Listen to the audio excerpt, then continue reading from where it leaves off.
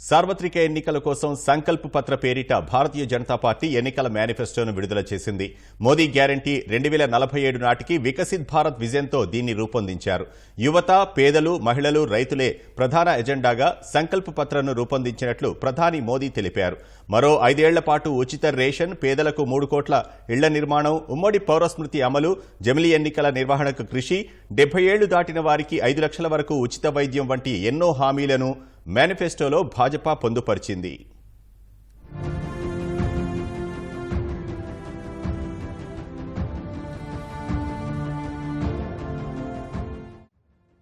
ఫిర్ ఏక్ bar Modi సర్కార్ 400 పార్ నినాదాలతో హ్యాట్రిక్ విజయమే లక్ష్యంగా దూసుకెళ్తున్న భాజపా లోక్సభ ఎన్నికల కోసం మేనిఫెస్టోను విడుదల చేసింది.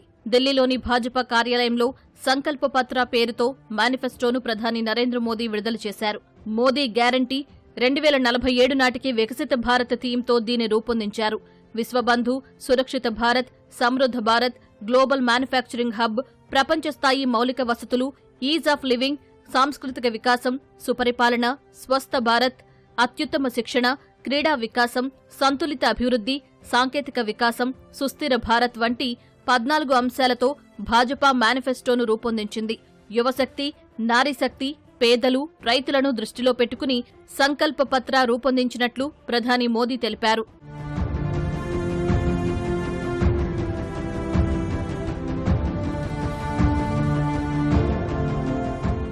ये संकल्प पत्र विकसित भारत के 4 मजबूत स्तंभ युवा शक्ति, नारी शक्ति, गरीब, किसान, इन सभी को सशक्त करता है.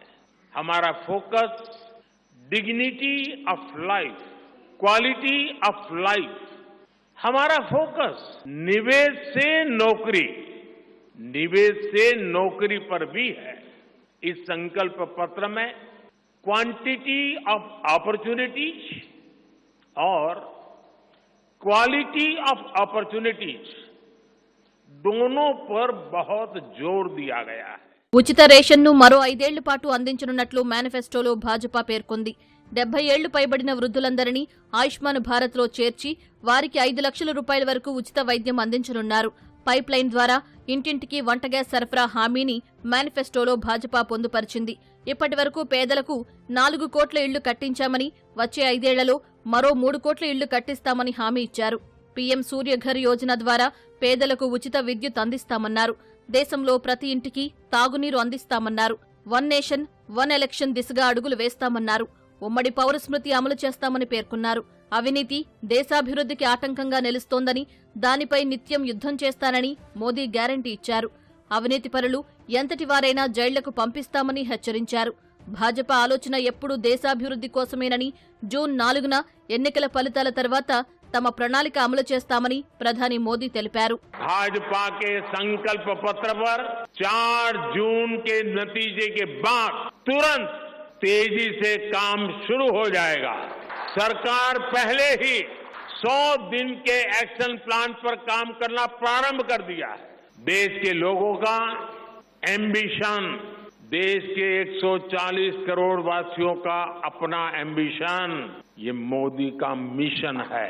अभी हमने चंद्रयान की सफलता देखी, अभी हमने G20 में दुनिया का भारत में स्वागत देखा. अब हम ओलंपिक्स की मेजबानी के लिए पूरी ताकत लगाने वाले.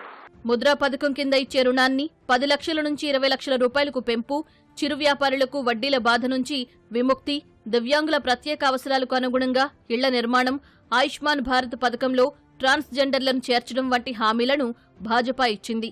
ఈ 10 ఏళ్లలో 10 కోట్ల మంది మహిళలు స్వయం సహాయ సంఘాల్లో చేరారని, మహిళా పారిశ్రామికవేత్తలను ప్రోత్సహిస్తున్నామని, వచ్చే 5 ఏళ్లలో 3 కోట్ల మంది మహిళలను లక్షాధికారులు చేసేందుకు ప్రణాళికలు రూపొందించామని ప్రధాని మోదీ పేర్కొన్నారు.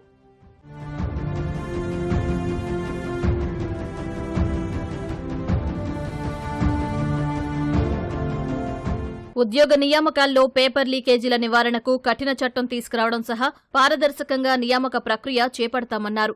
దేశంలో అనేక చోట్ల శాటిలైట్ పట్టణాలు నిర్మిస్తున్నట్లు మోదీ చెప్పారు.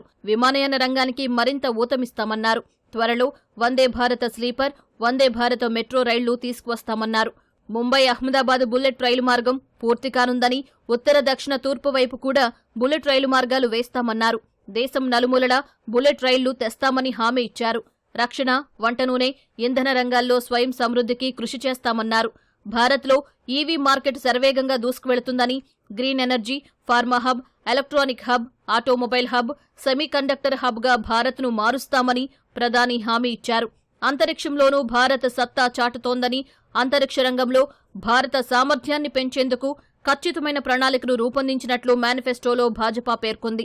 విదేశాల్లోని భారతీయుల భద్రతకు హామీ, ఐరాస భద్రతా మండలిలో భారత్కు శాశ్వత సభ్యత్వం కోసం కృషి, భారత్లో ఒలింపిక్స్ 2036 నిర్వహణకు ప్రయత్నం, అంకుర సంస్థకు నిధులు, మెంటార్షిప్తో మరింత మద్దతు వంటి హామీలను సంకల్ప పత్రలో భాజపా పేర్కొంది.